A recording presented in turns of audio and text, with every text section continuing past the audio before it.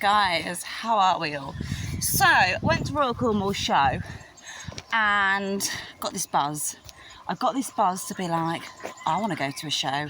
I want to ride my horse. So, after not being in the show ring for 5 years, having barely ridden in 4, pregnant, Lowen's nearly 3, I went and entered.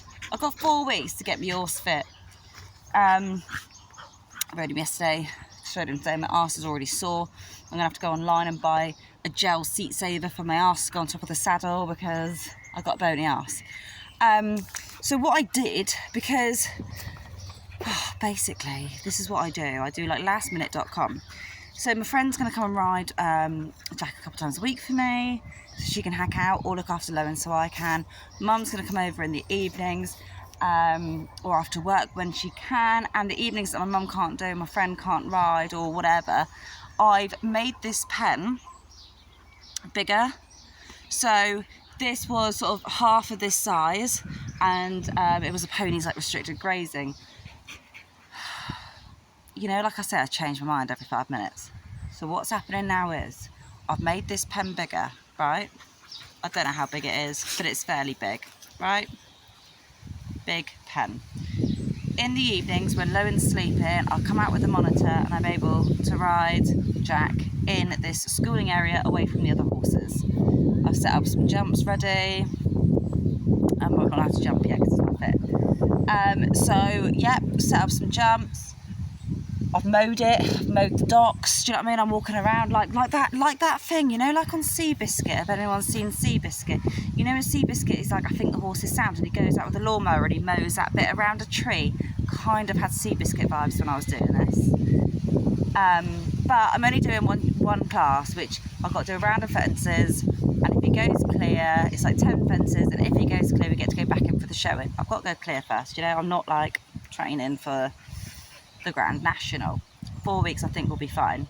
A week of walk, a week of trot, then third week of breeding canter and a bit of jumping. But it's all going to be done slowly, he's an older horse, so. And I've got to be steady on myself. So yeah, we're doing half an hour hacks, or half an hour at ridden every day for the first week of walk, very minimal trot coming the end of the week. Next week we'll be able to introduce more trot, but yeah, it's all going to be good. It's all going to be good. So yeah, fenced off this area. The ponies then come in at night with a soaked hay net because they're fat. So they're out in the day, they come in at night with a hay net. I bring them in about 6 when the midges start, sometimes a bit later depending on the weather, depending if there's wind. Trixie and Ginny come out at night, they then get let out between 8 and 9 in the morning depending how the midges are, because Ginny's got sweet itch. The horses, all of them have ample haylage. It's not even haylage, it's wrapped hay. Sometimes it comes out like haylage.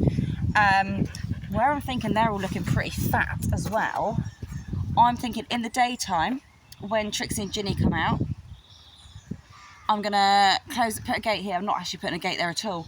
I'm actually gonna put rails across, but I'm gonna do them slidey so that you can slide the rails in and out because I haven't got enough gates. Anyway, that'll be fine.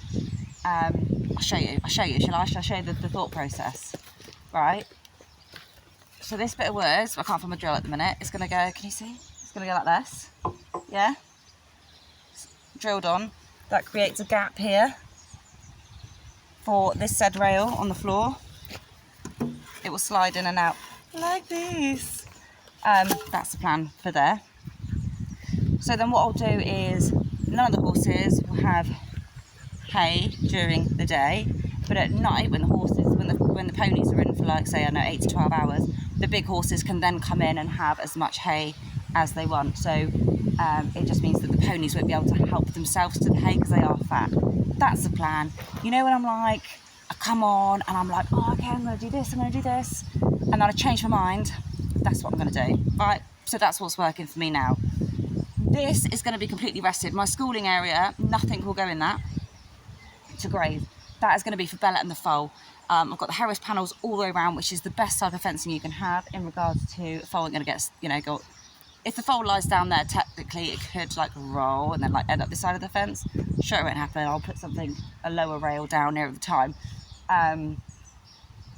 But that is my safe mare and foal paddock. That's where Bella will foal because she hates being in. So I know Bella's going to want to foal in the field. That's where she'll go. And then through the gate, which I put up the other day, I've got another paddock sort of to the left, which will also be for Bella and the foal, that nothing's grazing. That's going to have now, what, a 6-week rest until Bella has her foal. And that will be post and railed. Come hell or high water, that will be done before the end of July. Anyway, I'm talking really fast because I've been out for a ride. My mum's looking after Loan. He's actually napping, so mum's coming to sit in.